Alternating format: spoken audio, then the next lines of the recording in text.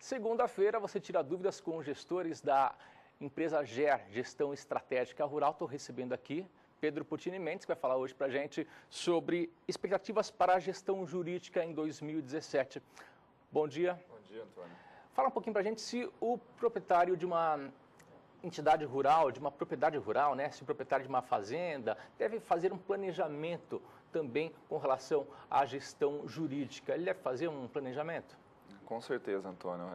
O momento, começo do ano agora, é de fazer planejamento, de conversar, né, com o jurídico para saber também da sua empresa rural quais vão ser as demandas para o ano. E por onde começa esse planejamento? Esse planejamento ele começa a partir de um mapeamento das demandas, né? Se o produtor trabalha num determinado setor, ele já sabe que ele vai necessitar, por exemplo, se ele trabalha com alguns contratos, ele vai precisar revisá-los. Se ele trabalha com relação à parte ambiental, ele sabe que esse ano, em dezembro, vence o prazo do CAR, então é importante também já se antecipar ao planejamento dessas informações. Em setembro vem o ITR. Então, assim, ideal é que a gente vem falando toda semana aqui no Gestor e Você, não diferente de outra área, no jurídico também é necessário que em janeiro a gente comece a planejar um mapeamento dessas demandas do jurídico e trabalhar como oportunidades, né, cumprir a lei como oportunidades para a empresa rural também, né. Quais são os assuntos mais importantes ligados à gestão jurídica? Bom, assim, a gente trabalha muito com relação à empresa rural na área ambiental, né, que, como eu falei, esse ano, por exemplo, tem uma demanda já com prazo, que é o cadastro ambiental rural, que vence em dezembro, né, planejar o que vai fazer, o que deve ser feito com os passivos e com os ativos ambientais, negociar cotas, fazer os projetos de recuperação de área e tudo mais. A questão contratual, a gente fez um quadro aqui especial sobre contratos de arrendamento, tem gerado muitas expectativas, né? O produtor tem trabalhado com os contratos e perto de vencer já se preocupa em renová-los de uma forma mais segura, né? E principalmente com relação àquela questão tributária, como declarar um contrato de arrendamento corretamente de acordo com os trâmites da Receita Federal e tudo mais. A questão trabalhista. Então, são essas áreas que a gente vem discutindo aqui semanalmente para que o produtor sente agora no começo do ano para se planejar, né, e evitar os contratempos aí, né? E quais são os documentos mais importantes quando se pensa em gestão jurídica? Bom, falei um pouquinho aqui de área ambiental, né, com certeza é o CAR que vai dar um mapeamento geral assim, da propriedade, um diagnóstico aí de que tem que ser feito em cima dessa propriedade daqui para frente. Na questão contratual, dá uma olhadinha nos contratos que tem junto a fornecedores dessa empresa rural, né? Se muitas vezes trabalha com arrendamento também, dá uma olhada, uma revisada nos modelos contratuais, as compra e venda. Na questão tributária, dá uma olhadinha na declaração do ITR antes do prazo, para poder saber o que vai ser feito com essa declaração antes, né, de setembro desse ano, para planejar ela com os laudos agronômicos, com o valor correto, para poder evitar contratempos também com a Receita Federal. E, basicamente, e na questão trabalhista, dá uma olhadinha também nos contratos de trabalho, nas jornadas dos trabalhadores, nos EPIs, nos documentos assinados pelos trabalhadores dessa propriedade com relação à entrega. A gente até falou agora nesse último quadro sobre padronização de ambientes de trabalho. Então, tempo de dar é hora de dar uma geral nessa documentação. Vamos falar agora para o produtor rural, para o fazendeiro que está nos assistindo agora. Ele está pensando num calendário jurídico em 2017. Se nós formos colocar isso num calendário, quais são as datas importantes para o fazendeiro que está nos assistindo nesse momento? Bom, esse ano a gente tem basicamente, como eu falei, o ITR em setembro. Sim. Né, e o CAR, dia 31 de dezembro de 2017, com a possibilidade de prorrogar mais um ano. Então pode ficar sossegado até meio do ano, por exemplo. Mas sossegado se houver planejamento. Se houver planejamento. Se o empresário rural tiver planejado o que ele vai fazer com o seu ano de 2017, ele pode ficar tranquilo com certeza.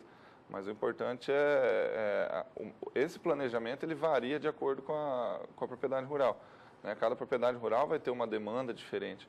E é isso que a gente insiste, que agora no começo do ano, de preferência no final do ano passado, poder planejar esse calendário jurídico como também o produtivo e o administrativo, que é o que a gente discute aqui na gestão estratégica, né? E quais são as recomendações para os contratos de arrendamento, de parceria? Quais são as recomendações específicas para os contratos? Revisar os modelos contratuais que estão sendo utilizados, que estão vigentes, dar uma olhada, ver se os seus prazos já estão em tempo de renegociar esses contratos, porque o produtor tem esses contratos por um determinado prazo e quando vai chegando próximo, é interessante para o arrendatário, para o arrendador, ver se vão continuar com aqueles mesmos preços que negociaram inicialmente, né, num contrato que normalmente dura 3, 5, 7 anos,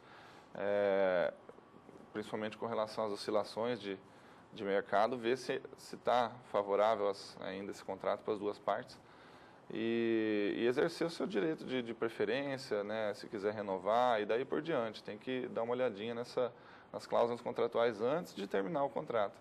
E quais são os riscos que o produtor rural, que o fazendeiro, que o empresário do campo tem com relação à gestão jurídica? Tem alguns setores que ele tem que ter mais atenção? Bom, eu diria que todos os setores são importantíssimos, porque um furo na gestão pode se tornar um problema futuro, né? E isso não significa que ter gestão vai evitar a judicialização de problemas, né? A gente faz a gestão, né, como uma gerência mesmo, mas se houver a judicialização do problema, ele será menor, né? Então, quando a gente fala das questões ambientais, trabalhistas, tributárias, se você, por exemplo, na questão trabalhista, se você não garante, a gente falou no quadro anterior aí, está disponível até no YouTube, né, Antônio? Se você não garante que o ambiente de trabalho possua as condições, os equipamentos necessários, a judicialização desse problema na conta pode ser maior. Na questão ambiental também, né? O CAR, se não tiver sido bem elaborado, depois do seu prazo, quando ele for analisado, o problema vai ser maior. Então, todas as áreas são preocupantes. É necessário ter treinamento para estar atuando nessa área, para estar administrando todo esse processo jurídico de má gestão? É interessante, como outras áreas têm trabalhado, a gente sabe que existem hoje certificações que garantem para o produtor uma ampliação no mercado, né, dos seus produtos.